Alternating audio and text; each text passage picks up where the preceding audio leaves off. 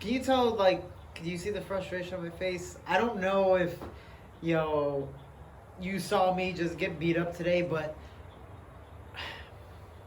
we all have an ego, especially as competitors. We like to compete. We have to be competitive. If we're not competitive, we're gonna lose every single match, and we're gonna be perfectly fine with it. That doesn't make us better. We do need somewhat of an ego to succeed in life. That's just how we have to be. We can never be content. Always striving for more.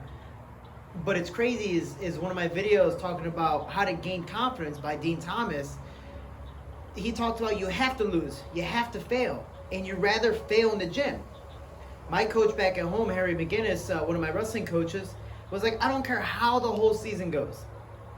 All these tournaments that you're leading up to till the national tournament is practice. This is your experience. This is practice. I don't care if you're 0-30 or 30-0. By the time you get to the national tournament, that regional qualifier to qualify to nationals, that's when it really matters. It's the same thing with Dean saying when it comes to practice. Practice doesn't matter. Like, yeah, you should have an ego. You always want to win. But if you get tapped out, ask, hey, man, how'd you catch me in that? If you get tapped out, try not to get tapped out in that again. Again, it's an experience. You want to put yourself through it multiple times. The only problem is I put myself in the same position 3 times today, and I'm known for scrambling now. It's very hard to tap me. And there was a guy at Gamblers today named Eric, shout out Eric, that he caught me in a face crank pretty much, just like a chin wrench here, where it's above my chin, over my mouth, but he's just here, Khabib versus Conor McGregor, where he's just wrenching it, and it's suffocating. It's a choke, technically. But it's one of those things that I get too overconfident. That's where the ego also comes into play. I can get out of it. Go ahead, waste your time. Then out of nowhere, I'm like, damn, this is actually really tight. Okay, I got to tap out. Cool, you got me once. Then I don't know, we start rolling again because I actually asked him to go the next round with me. I didn't want to change. I was like, you got me once, I'm going to get you again. That's my ego. I want to be competitive, and that's a good one. The only problem is he got me again, then I started getting frustrated. I don't want to get tapped out by the same move, especially when it's a chin wrench. Like, for me, I'm really good at keeping my chin down. Now he's using what I do best against me. And now I have to adapt. But now I'm getting a little too competitive. So I'm like, no, I got to get you back. Now you got me twice, I got to get you back. And now I'm forcing myself to make positions. And again, sometimes, depending on the time in a match, that might be beneficial. If you're going to lose, you're going to lose. But in this match, or in our little round that we were going, I got too aggressive.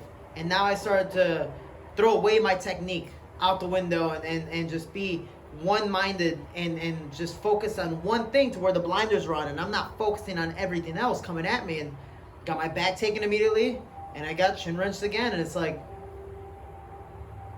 it's the most frustrating thing in the world. Like, this already a few hours later, and I'm still upset about it. And given, there could be outside factors, stuff I'm dealing with before, stuff I'm dealing with now, and it obviously doesn't help the case, but when you want to practice, you have to try your best to be level-headed. And I usually am, but today might have been a little more riled up than I should have been going into practice. And the ego gets overconfident with certain situations, but I got too competitive, which that is also a thing, and I got too egotistical, which is definitely a thing. Your ego is going to get you in a lot of trouble, and that can be a metaphor for life as well. I know it definitely is for me, but it's being able to stay level-headed, take a breath, and go, why did that happen? Even ask the person, how'd you catch me in it? And then figure it out. Manipulate it to the sense to where if you get put in that position again, how do you get out? Which way should I go? Left, right? Should I push the arm up? Should I pull it down? What am I doing? And what should I do to help prevent this? Or should it just be a position where I don't even want to be in anymore and never let him take my back the way he did before? So it's trying to figure out those positions. It's like a spladle. Coach, how do I get out of a spladle? You just don't get put in it. Don't get put in it, because it's extremely hard. It's the same thing with the chin wrench. So it's finding those things out, swelling your ego just a little bit to go, okay, let me be logical, let me be smart, and let me really think about this instead of being moody, mad, emotional, and rational.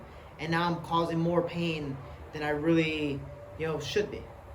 So again, calm yourself down, and that's something I'm doing right now while speaking about this. But one thing that did help me calm down was I made some bomb tacos. Miles, were they bomb tacos?